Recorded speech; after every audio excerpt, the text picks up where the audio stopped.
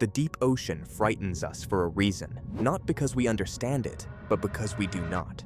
Beneath the waves, sunlight disappears, pressure crushes what man builds.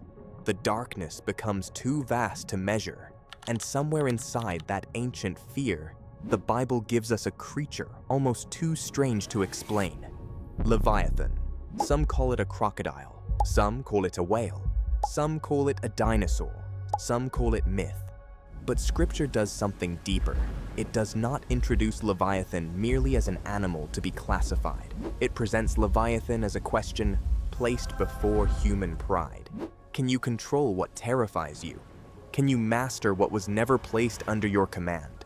Can you stand before the chaos and make it obey?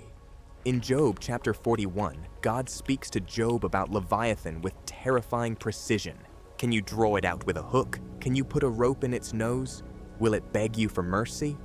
Will it become your servant? The answer is obvious. No man can tame it. No warrior can defeat it. No king can command it. And that is the point. Job had suffered deeply.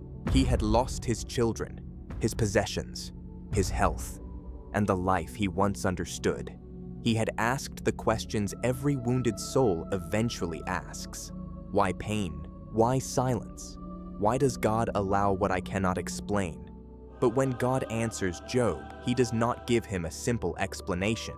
He takes Job into the vastness of creation, the foundations of the earth, the stars, the wild animals, the forces no human being can govern. And then, God points to Leviathan, as if to say, Job, there are realities in my world that you cannot tame, cannot command, and cannot fully understand. Yet they are still under my authority. That is what makes Leviathan so powerful. It is not only a monster, it is a mirror. It makes man remember he is small. Leviathan may terrify humanity, but it does not terrify the Creator. Psalm 104 makes the image even stronger.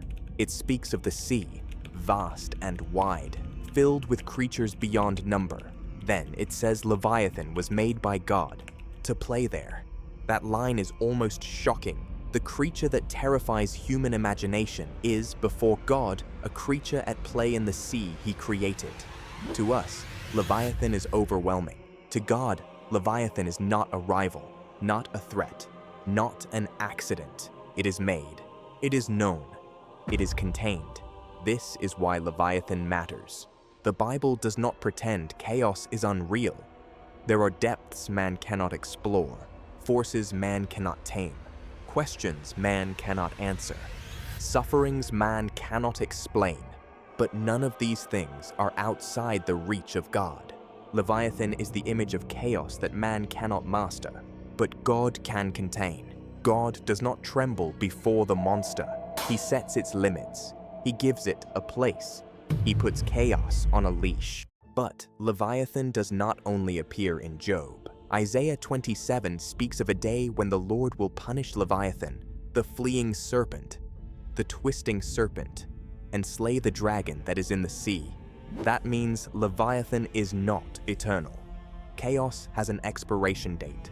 The deep has a limit. The monster has a final day. For now, Leviathan stands as the image of everything that terrifies humanity. The unknown, the uncontrollable, the violent depths beneath the surface of life. But Scripture says those forces will not reign forever. The God who contains chaos will one day judge it. That is why Leviathan is not just a monster story. It is a lesson about human limitation. Sometimes the most faithful thing a human being can say is, I am not God. I cannot hold the sea in my hand. I cannot command Leviathan.